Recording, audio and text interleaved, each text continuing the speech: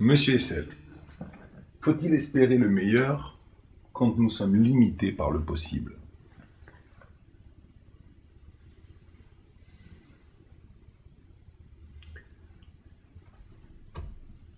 Nous savons bien que l'espèce humaine a ses limites. Elle n'est pas toute puissante, loin de là.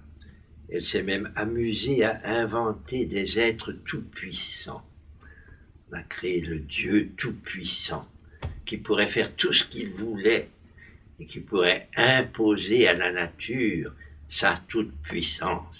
Non, nous, espèce humaine, nous avons de grandes facultés, nous avons beaucoup de possibilités dont une majorité probablement ne sont pas encore exploitées.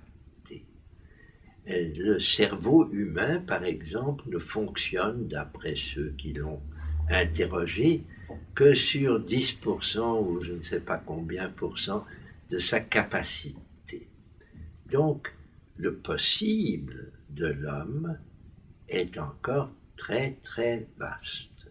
Nous avons probablement fait, en tant qu'espèce, plus de bêtises que de progrès intelligents. Nous nous sommes laissés encore entraîner par notre cerveau reptilien, la partie de notre cerveau qui nous anime dans la violence. Nous avons beaucoup combattu, nous nous sommes combattus les uns les autres, nous nous sommes aussi aidés les uns les autres, mais cette partie de notre histoire est plutôt faible. Nous avons glorifié les héros batailleurs et nous n'avons pas beaucoup glorifié les ingénieurs subtils ou les philosophes capables de faire régner de l'harmonie et du calme dans les civilisations humaines. Alors, est-ce que nous en sommes à un point où il y a encore beaucoup d'étapes à franchir vers du meilleur? Le meilleur est un domaine sans limitation précise. On ne sait pas. Le meilleur, on le considère comme l'ennemi du pire. Bon, nous avons souvent progressé en direction du pire. Ma vie, par exemple, s'est déroulée au milieu des pires avancées de la société humaine. Il y a eu la découverte d'armes de destruction massive, la découverte de façons de massacrer des parties de l'espèce humaine comme on n'avait jamais pu le faire auparavant. Donc, la descente vers le pire, elle existe, nous la connaissons. Nous avons heureusement émergé de cette période et nous avons créé quelque chose de formidablement important dans le sens du meilleur, qui est l'Organisation des Nations Unies et la Déclaration universelle des droits de l'homme. Ce sont d'énormes progrès vers le meilleur. Mais le meilleur est très loin d'être atteint. Faut-il espérer le meilleur? Bien sûr, il n'y a aucune autre chose à espérer que le meilleur. Il ne faut pas espérer le bien absolu. Celui-là, il faut le désirer, mais non pas l'espérer. Là aussi, il y a une différence. L'idéal, l'utopie sont des facteurs de la spiritualité humaine dont nous avons besoin. Mais si nous voulons agir sur nos civilisations, il faut agir dans la limite du possible. Il faut savoir quelles sont nos possibilités. Il faut connaître notre espèce pour ce qu'elle est.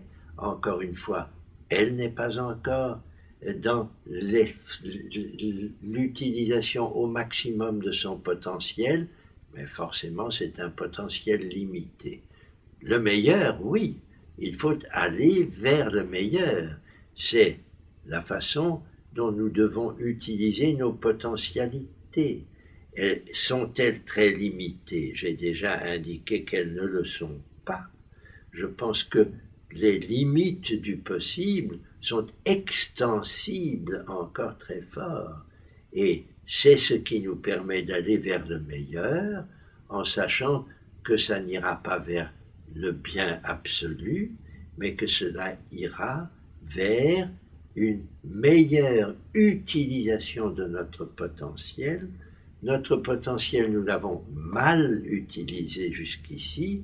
L'histoire de l'humanité est une histoire des échecs de l'espèce humaine, mais il n'y a pas que nos échecs, il y a aussi nos possibilités de progresser vers du meilleur, et il est évident que si on se donnait comme limite en disant notre potentiel est réduit, donc nous n'arriverons jamais au meilleur et nous risquons au contraire de tomber dans le pire, on ferait une grave entorse à ce qui doit et peut être l'effort suscité par chaque génération.